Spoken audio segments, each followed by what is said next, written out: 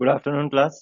आज हम second part continue करेंगे नेल्सन मंडेला की जो स्टोरी है autobiography a long walk to freedom का। तो जैसा कि हमने फर्स्ट पार्ट में देखा था कि किस तरीके से नेल्सन मंडेला जो है वो प्रेसिडेंट बन जाते हैं, ठीक है, जब अफ्रीका पहली बार रिपब्लिक बनता है। क्लियर। सो उसके बाद वो अपनी ऑटोबायोग्राफी लिखते हैं, वही जिस दिन ये ओकेजन होता है ओथ सेरेमनी, उस दिन की ये पूरी ऑटोबायोग्राफी ये लिखते हैं, ठीक है। तो वो ऑटोबायोग्राफी में से ये वाला पार्ट हम यहाँ पे देखते हैं। Okay. So the day was symbolized for me by the playing of our two national anthems। वहाँ पे दो नेशनल एंथम्स प्ले किए जा रहे थे। And the vision of the white singing Nkosi Sikelel Africa and black singing DS time the old anthem of Republic. ठीक है, तो जो वाइट्स है वो अलग एंथम गा रहे थे और जो ब्लैक्स है वो अपना पुराना वाला नेशनल एंथम वो सिंग कर रहे थे। Although that day neither group knew the lyrics of the anthem they once despised, they would soon know the words by heart. On the day of the inauguration, I was overwhelmed with the sense of history। सो जैसे उस दिन सभी लोग national anthem गा रहे थे, तो जो व्हाइट्स है उनको जो ब्लैक्स जो गा रहे थे वो समझ में नहीं आ रहा था, या फिर वो उनके लिरिक्स जो है वो कैच नहीं कर पा रहे थे। ठीक है, मतलब बहुत ही कम ओपिनियन था कि ये लोग क्या गा रहे हैं, और इवन ब्लैक्स जो है उनको भी आइडिया नहीं था। बट धीरे ही मतलब आफ्टर टाइम क्या होगा, टाइम जैसे जैसे निकलेगा अब इसके बाद, ठीक है, आज के दिन के बाद, तब दोनों ही जो है एक दूसरे के नेशनल एंथम जो गा रहे हैं डिफरेंट डिफरेंट, उसका मीनिंग दोनों को पता चल जाएगा।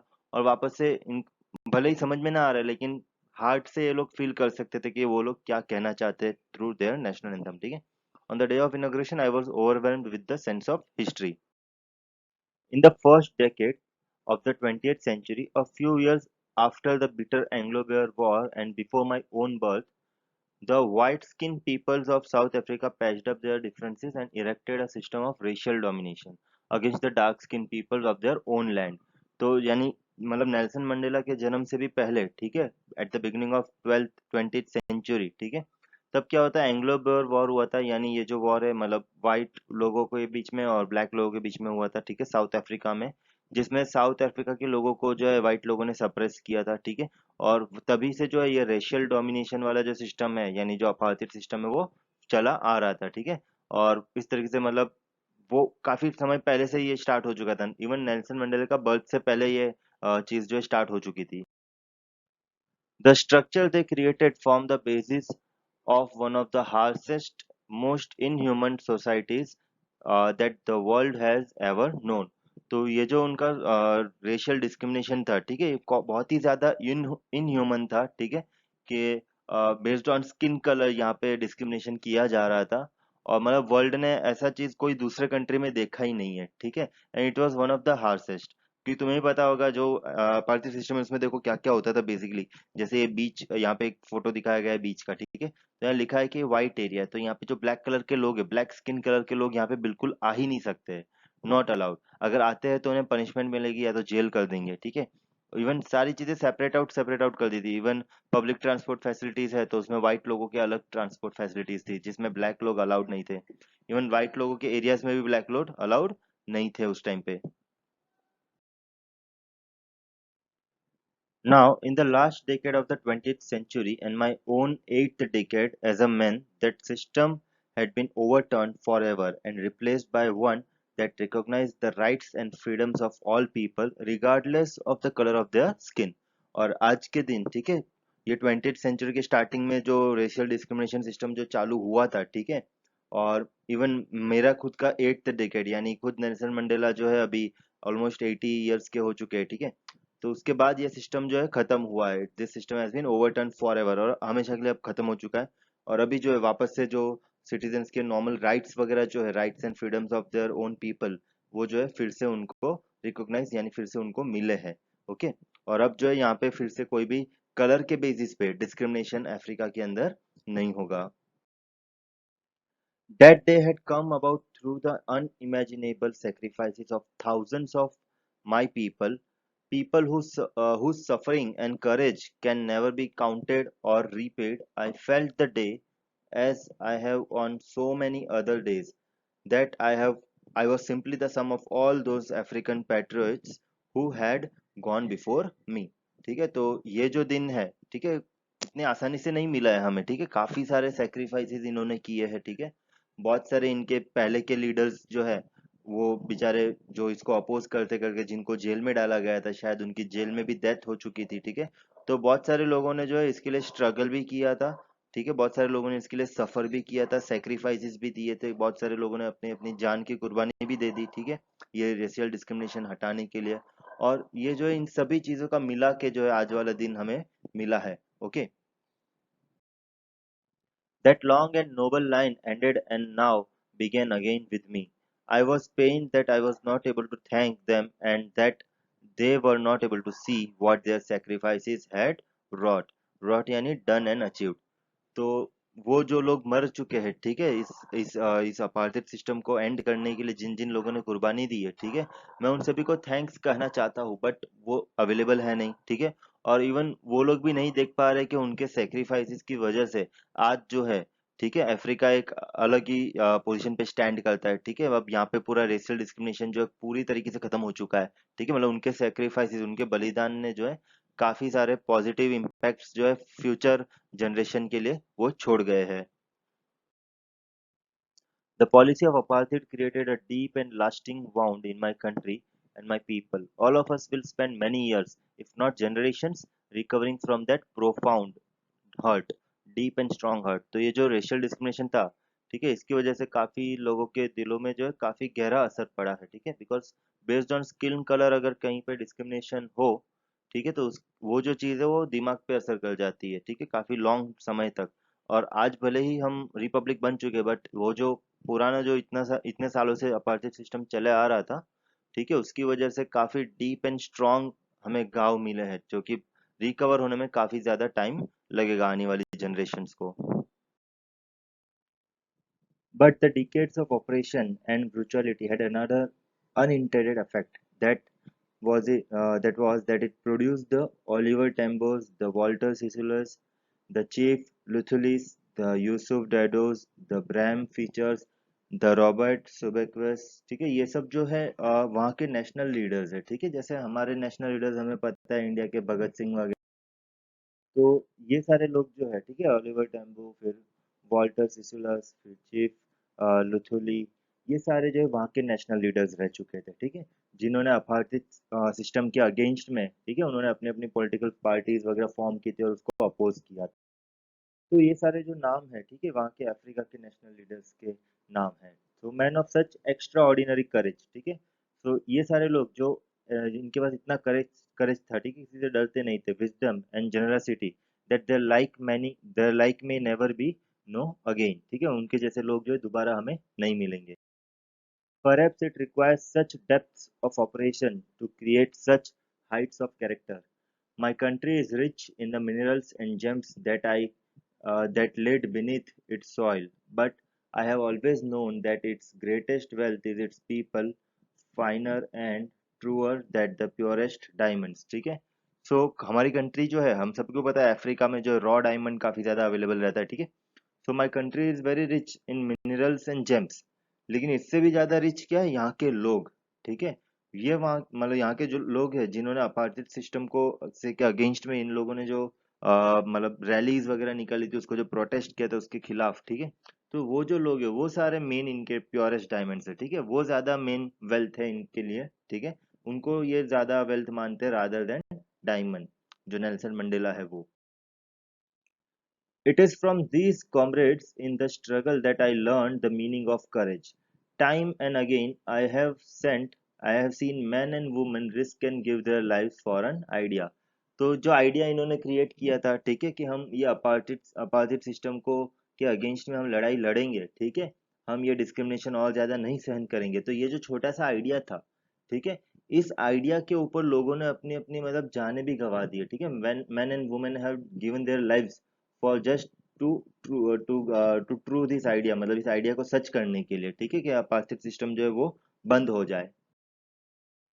I have seen men stand up to attacks and torture without breaking, showing a strength and resilience that defies the imagination. मैंने देखा है कि लोगों को अटैक करते हुए, टॉर्चर सहते हुए, ठीक है, एंड रेजिलेंस यानी the ability to deal with any kind of hardship and recover from its effect. क्योंकि देखो जब ये इस तरीके से अपोज करते थे, ठीक है, तो जो जो इंग्लिश लोग थे वहां पे, ठीक है, जो यूरोपियन कंट्रीज के जो इंग्लिश लोग थे वहां पे, ठीक है, वाइट पीपल, वो लोग भी इनको फिर काफी ज्यादा दबाते थे, ठीक है। मान लेते प्रोटेस्ट में किसी को पकड़ लिया तो उसको जब जेल ले जाते थे, ठीक है, तो वहां पे काफी ज्यादा उसके साथ टॉर्चर करते थे, ठीक है, उसको काफी हार्श पनिशमेंट देते थे। तो वो सारी हार्डशिप भी ये लोग सहन कर लेते थे, ठीक है, और वापस उसके इफेक्ट से वापस रिकवर भी हो जाते थे। यानी जैसे नेल्सन मंडेला की ही हम बात करें तो वो खुद 27 साल तक जेल में रहे, 27 से 30 साल तक, ठीक है। अब कोई भी इंसान 27 से 30 साल तक जेल में रहने के बाद फिर से उसके इफेक्ट से भी रिकवर हो जाता है और प्रेसिडेंट बन जाता है अफ्रीका का, ठीक है, तो वो एक अपने आप में बहुत बड़ी बात है, ठीक है। वरना तो तुम देखा होगा 2-3 साल में ये लोग पागल हो जाते जेल के अंदर, ठीक है, 1 साल भी सहन नहीं कर पाते जेल के अंदर। जबकि यहाँ पे नेल्सन मंडेला ने मतलब 27 साल किसे कहते हैं, मतलब ऑलमोस्ट आधी जिंदगी जो है जेल में काटी है उन्होंने। Okay, I learn that courage was not only not the absence of fear, ठीक है। करेज यानी ऐसी एबिलिटी कि तुम डिफिकल्ट से डिफिकल्ट सिचुएशन भी जो है फेस कर जाओ, ठीक है। Was not the absence of fear, मतलब तुम नहीं डरते हो इसका मतलब ये नहीं कि तुम हिम्मत पा लो, ठीक है। But the Triumph over it, the brave man is not he who does not feel afraid, but he who conquers that fear. Brave उसको नहीं बोलेंगे जो डरता नहीं है, ब्रेव उसको बोलेंगे जिसने अपने डर के ऊपर काबू पा लिया है, ठीक है, जिसने अपने डर के ऊपर जीत पा ली है, उसे हम ब्रेव करेंगे, ब्रेव कहेंगे। ओके, खाली जो इंसान डरता नहीं है उसको हम डायरेक्टली ब्रेव नहीं कह सकते या करेज वाला नहीं कह सकते। जिसने अपने डर के ऊपर जीत पा ली, the one who conquers that fear, ठीक है, उस डर के ऊपर जीत पा ली है, ठीक है, तो उस इंसान को हम बोलेंगे ही इज करेजियस, ठीक है, that man is a brave man. Okay, according to Nelson Mandela. No one is born hating another person because of the color of his skin or his background or his religion, ठीक है। जब हम मतलब कोई भी जन्म से ही एक दूसरे को हेट नहीं करता है, ठीक है, मतलब ऐसा नहीं कि हमने अभी जन्म लिया और 1-2 साल बाद ही हम हेट करने लग जाए ब्लैक, मतलब बेस्ड ऑन स्किन कलर हम एक दूसरे को हेट करें, ठीक है। People must learn to hate, and if they can learn to hate they can be taught to love, for love comes more naturally to the human heart that it's than its opposite। तो Nelson Mandela यहाँ पे ये कहना चाहते हैं कि हम जो है एक दूसरे को हेटरेट भावना की नजर से देखते हैं, ठीक है, तो वो हम सीखते हैं, ठीक है। People learn how to hate and people can also learn how to love, ठीक है। तो हमें क्या सीखना चाहिए, हेट करना सीखना चाहिए, लव करना सीखना चाहिए। तो हम नेल्सन मंडेला कह रहे हैं कि हमें लव करना सीखना चाहिए, और लव जो है वो तो नेचुरली भी आता है, ठीक है। मतलब स्टार्टिंग में हेट्रेड की भावना नेचुरली नहीं आती, बट लव की जो भावना है, ठीक है, वो नेचुरली आती है ह्यूमन हार्ट के अंदर। Even in the grimmest times in prison, when my comrades and I were pushed to our limits, pushed to the last point in our ability to bear pain, I would see a glimmer of humanity in one of the guards, perhaps just for a second, but it was enough to reassure me and keep me going। तो ये बता रहे हैं कि जब ये लोग jail में थे, ठीक है, तो जब प्रिजन में थे तब वहाँ के जो ऑफिसर्स वगैरह जो रहते हैं जेल में, ठीक है, वो इनको टॉर्चर करते थे काफी ज्यादा, इनको बहुत ही मतलब एक्सट्रीम लेवल तक टॉर्चर करते थे, ठीक है। बट स्टिल ये लोग जो है वहाँ पे गार्ड्स की आंखों में Nelson Mandela just for a second हम बोल सकते हैं कि बस चलो एक सेकंड के लिए भी इनको उनकी आंखों में ह्यूमैनिटी नजर आती थी, ठीक है। मतलब जब भी गार्ड्स वगैरह वो भी आखिर में ह्यूमन ही होते हैं, वो तो उनको ऑर्डर्स मिले रहते हैं कि चलो इन लोगों को ये पनिशमेंट्स देनी है, तो वो लोग इनको टॉर्चर वाली पनिशमेंट्स वगैरह देते थे, ठीक है। बट जब वो पनिशमेंट देते थे तो नेल्सन मंडेला को एटलीस्ट एक झलक के लिए, एक सेकंड के लिए भी उनकी आंखों में कहीं ना कहीं ह्यूमैनिटी नजर आती थी, और उसी के लिए, है ना, उसी से वो रीअश्योर करते थे अपने आप को, और वो मतलब लड़ते रहते थे। उनको पता है कि हाँ एक ना एक दिन तो हम यहाँ से बाहर निकलेंगे ही, ठीक है। हमने जो डिसाइड किया है, ठीक है, कि हम जिस चीज के अगेंस्ट खड़े हैं, हम उस चीज को जब तक वो चीज खत्म ना हो जाए हम तब तक लड़ते रहेंगे। Man's goodness is a flame that can be hidden but never extinguished.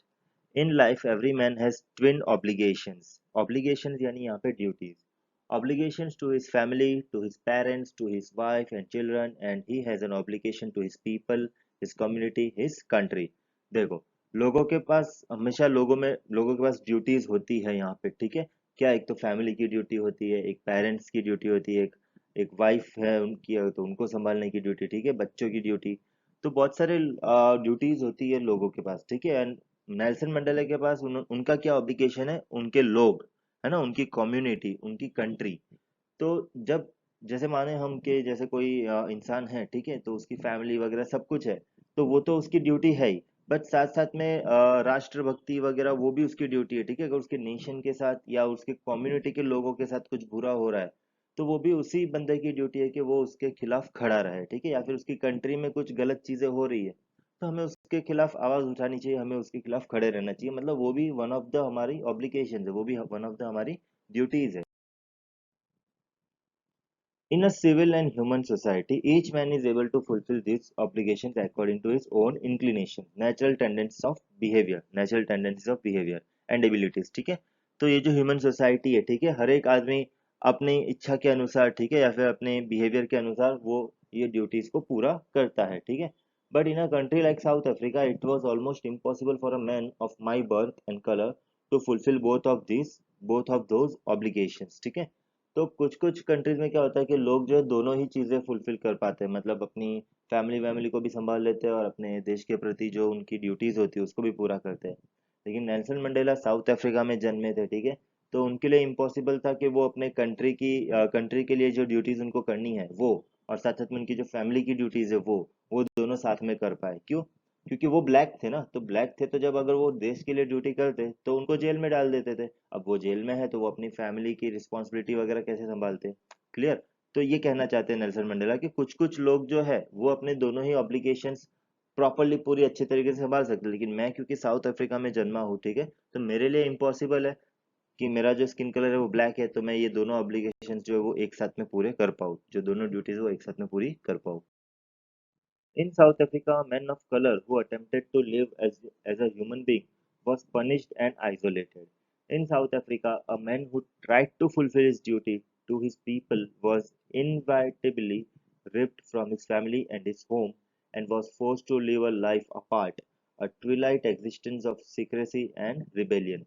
तो ये कहना चाहते हैं यहाँ पे नेल्सन मंडेला कि जो साउथ अफ्रीका में जो लोग जन्मे हैं, ठीक है, man of colour who attempted to live as a human being, तो इनको अगर रहना भी चाहते ह्यूमन बीइंग की तरह, ठीक है, तो इनको वहाँ पे पनिशमेंट्स वगैरह मिलती रहती थी, इनको आइसोलेट कर दिया जाता था, अपनी फैमिली से दूर भेज दिया जाता था, ठीक है। और ये अगर अपनी ड्यूटीज जैसे जैसे मैंने बताया कि ये कंट्री की ड्यूटी अगर ये पहले करने जाते हैं, ठीक है, तो इनको जो है अपनी फैमिली से दूर रहना पड़ता है, ठीक है, पहली बात तो। और अगर मान लेते वहाँ पे कुछ इनको सरेंडर वगैरह कर, मतलब इनको अगर पकड़ लिया गार्ड्स ने, ठीक है, जेल कर दिया, तो भी ये लोग अपनी फैमिली से दूर रहेंगे, ठीक है।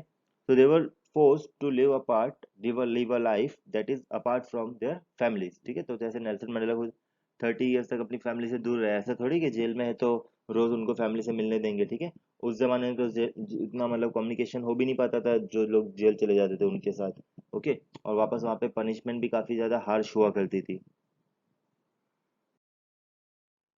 I did not in the beginning choose to place my people above my family, but in attempting to serve my people, I found that I was prevented from fulfilling my obligations as a son, a brother, and a father and a husband.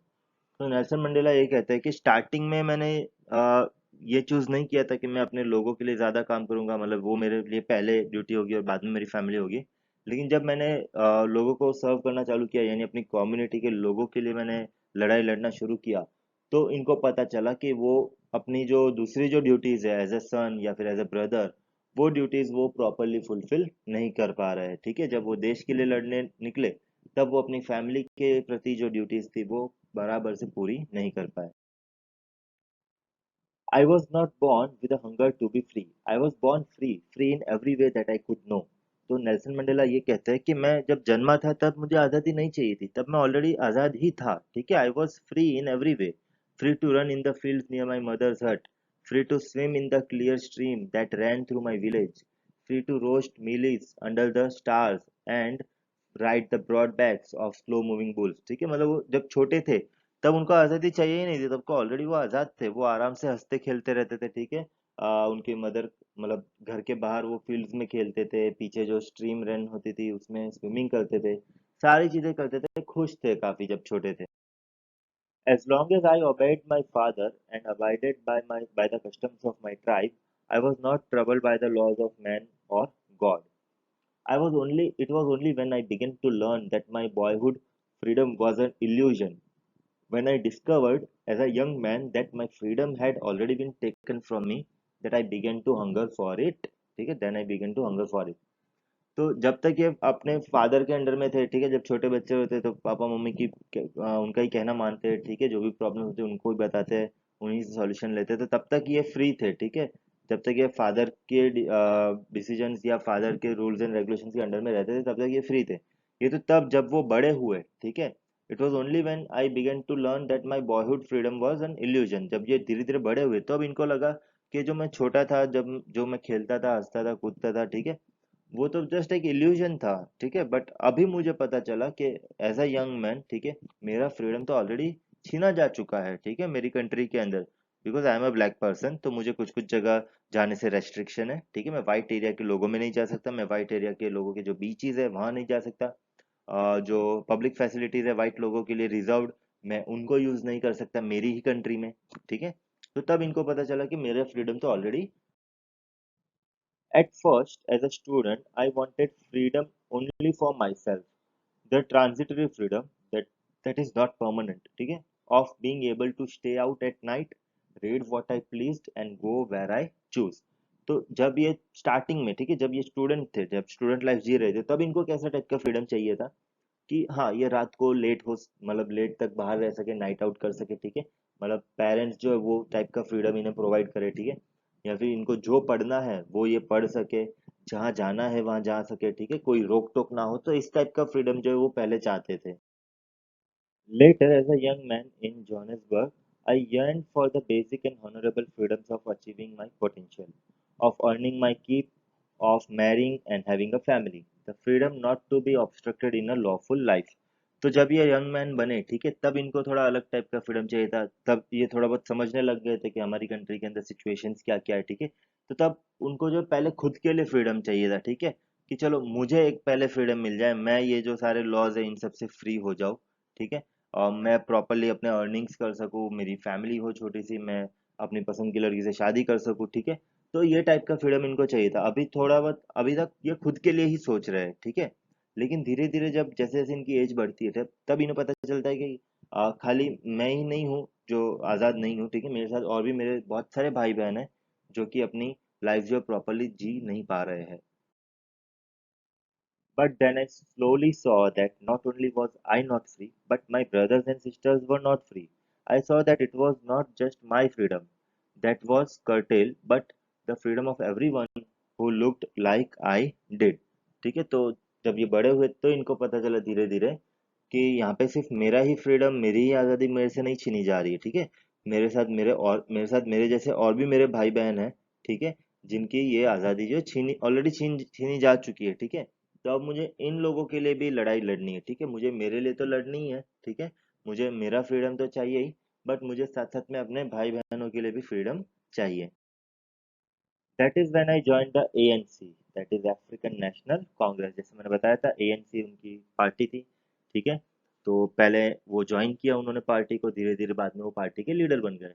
And that is when the hunger for my own freedom became the greater hunger for the freedom of my people. अब धीरे धीरे इनका इन्हें जो freedom चाहिए था, ठीक है, खुद के लिए, अब इन्हें फ्रीडम चाहिए था पूरी कंट्री के लिए, ठीक है, इनके पूरे जो कंट्री में इनके जो लोग हैं खुद के अपने कम्युनिटी के लोग, ठीक है, अफ्रीकन, तो उन सभी के लिए इनको आज़ादी चाहिए थी, ठीक है, इसलिए इन्होंने एएनसी अफ्रीकन नेशनल कांग्रेस को ज्वाइन किया। It was this desire for the freedom of my people to live their lives with dignity and self-respect that animated my life, that transformed a frightened young man into a bold one, that drove a law-abiding attorney to become a criminal, that turned a family-loving husband into a man without a home, that forced a life-loving man to live like a monk। तो जब इनकी ये Dzire आई, ठीक है, कि मुझे अपने पूरे देश के लिए लड़ना है, मुझे अपने लोगों के लिए लड़ना है, तो इनसे क्या क्या मतलब छूट गया वो यहाँ पे बता रहे हैं, ठीक है। तो इसकी वजह से इनके देखो, पहले तो ये लॉ अबाइडिंग थे, मतलब सारे रूल्स एंड रेगुलेशन फॉलो करते थे, लेकिन जब ये एएनसी में आ गए तो जब ये अपोज करते थे, ठीक है, तो तब ये क्या बन गए, क्रिमिनल बन गए, इन शॉर्ट। क्रिमिनल उस वे में नहीं, क्रिमिनल इस वे में कि करंट फॉर्म ऑफ गवर्नमेंट जो कंट्री के अंदर थी ये उसको फॉलो नहीं कर रहे थे, तो इन शॉर्ट वही हुआ ना, ये क्रिमिनल बन गए, उस लॉ उस गवर्नमेंट के नजरों के सामने ये क्रिमिनल बन गए, ठीक है। That turned a family loving husband into a man without a home. इनको तो फैमिली पसंद थी पहले से, स्टार्टिंग से, ठीक है, चाहते थे इनकी शादी हो अच्छे से, प्रॉपरली इनकी फैमिली हो, लेकिन फैमिली लविंग पर्सन से किस चीज में कन्वर्ट हो गए, without a home, man without a home, क्योंकि इनको बाहर ही रहना पड़ता था ज्यादातर टाइम, ठीक है। That force the life loving man to live like a monk. तो अब जब तुम देश के लिए जब लड़ने निकलते हो, ठीक है, तो सब कुछ पीछे छूट जाता है। फैमिली पीछे छूट जाती है, घर पीछे छूट जाता है, ठीक है। अपना जो भी काम वाम बिजनेस सब कुछ पीछे छूट जाता है, तुम्हें मतलब सिर्फ देश के लिए लड़ना है। तो उस टाइप की जो लाइफ होती है, इट वो कंपेयर करे, it is similar as to a monk. Monk यानी जो साधु संत जो होते हैं वो, okay. I am no more virtuous or self-sacrificing than the next man, but I found that I could not even enjoy the and limited freedoms, poor and limited freedoms I was allowed when I knew my people were not free. तो मुझे छोटी छोटी जो आज़ादी है वो नहीं चाहिए थी, ठीक है, मुझे पूरी आज़ादी चाहिए थी, ठीक है। मुझे पता है कि मेरे लोग जिस देश में जो जी रहे हैं, ठीक है, हम अफ्रीका में जो हम लाइफ जो स्पेंड कर रहे हैं, वो एक प्रॉपर लाइफ नहीं है, ठीक है। ये जो डिस्क्रिमिनेशन है बेस्ड ऑन कलर, ये बिल्कुल नहीं होना चाहिए एज अ ह्यूमैनिटी के लिए। Freedom is indivisible. The chains on any one of my people were the chains on all of them. The chains on all of my people were the chains on me. I knew that the oppressor must be liberated just as surely as the oppressed. तो ये क्या कह रहे हैं कि freedom जो है, ठीक है, यहाँ पे chains on any one of my people were the chains on all of them, ठीक है। हम हमारे में से कोई भी एक पर्सन के साथ गलत हो रहा है, यानी वो हम सभी के साथ गलत हो रहा है। The chains on all of my people were the chains on me. और हम सभी लोगों के ऊपर अगर चेन्स है, मतलब कुछ ना कुछ बंदिश है, ठीक है, मतलब कुछ ना कुछ रूल्स एंड रेगुलेशन इम्पोज किए उनके ऊपर, तो वो मेरे ऊपर भी है, ठीक है। I knew that the oppressor must be liberated as just as surely as the oppressed। देखो, oppressor और oppressed यानी क्या होता है? ऑपरेसर यानी जो अत्याचार कर रहा है, और ऑपरेस्ड यानी जिस पे अत्याचार हुआ है, ठीक है।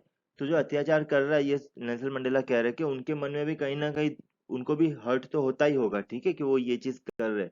अब जैसे सारे इंग्लिशमैन जो है, ठीक है, जब ये अपार्टहेड सिस्टम चल रहा है, तो कुछ कुछ अच्छे लोग भी होंगे जो मन में सोचते होंगे, ठीक है, कि भाई ये तो हम गलत कर रहे हैं ब्लैक लोगों के साथ, वैसा। A man who takes away another man's freedom is a prisoner of hatred. He is locked behind the bars of prejudice and narrow-mindedness. I am not truly free if I am taking away someone else's freedom just as surely as I am not free when my freedom is taken from me. तो क्या कह रहे हैं, जो जो oppressor है, ठीक है, इवन वो भी किसी न किसी बंधन में मतलब किसी न किसी हथकड़ियों में बंधा हुआ है, ठीक है। यानी जैसे कि he is a prisoner of hatred, ठीक है, वो हेट्रेड की भावनाओं का प्रिजनर है, ठीक है। He is locked behind the bars of prejudice, a strong dislike without any good reason. वो मतलब ऐसे ही लोगों को हेट करते, जैसे व्हाइट्स ब्लैक्स को हेट करते थे, मतलब कोई रीजन है ही नहीं ना, क्यों हेट करते हो? जस्ट जस्ट खाली स्किन कलर ब्लैक है इसलिए हेट करते हो, तो ये तो कोई प्रॉपर रीजन है नहीं, ठीक है। तो जो ऑपरेसर है वो भी उतना ही मतलब दर्द सहते हैं, ठीक है, भले उनको फील भी नहीं होता, लेकिन कहीं ना कहीं ये चीज तो है, ठीक है, कि वो लोग बिना कोई रीजन को हमें हेट कर रहे हैं, ठीक है। ऐसे ही हमारे लिए इतनी हेट्रेड की भावना है, तो ऐसे ही वो इन सब हेट्रेड की भावनाओं में जकड़े हुए हैं, जबकि ये चीज होनी ही नहीं चाहिए। The oppressor, the oppressed and the oppressor alike are robbed of their humanity। तो दोनों ही लोग जो है अपनी मतलब अब उनकी ह्यूमैनिटी जो है वो छीनी जा चुकी है, ठीक है। जैसे मतलब ऑपरेसर एंड ऑपरेस्ड यानी दोनों, अत्याचार करने वाला और जिस पे अत्याचार हो रहे हैं, अत्याचार हो रहे हैं उनकी तो ह्यूमैनिटी छीनी जा ही चुकी है, वो तो हमें पता ही है, ठीक है। लेकिन तो अत्याचार कर रहा है, उनकी भी ह्यूमैनिटी कहीं ना कहीं चली गई है, क्योंकि वो ऐसे ही मतलब बेस्ड ऑन स्किन कलर उनके ऊपर इस तरीके से हेट्रेड की भावना रखते हैं, तो उसका भी कोई मीनिंग नहीं है, ठीक है। तो यहाँ तक हमारी ये स्टोरी जो है नेल्सन मंडेला की जो ऑटोबायोग्राफी वो यहाँ पे एंड होती है।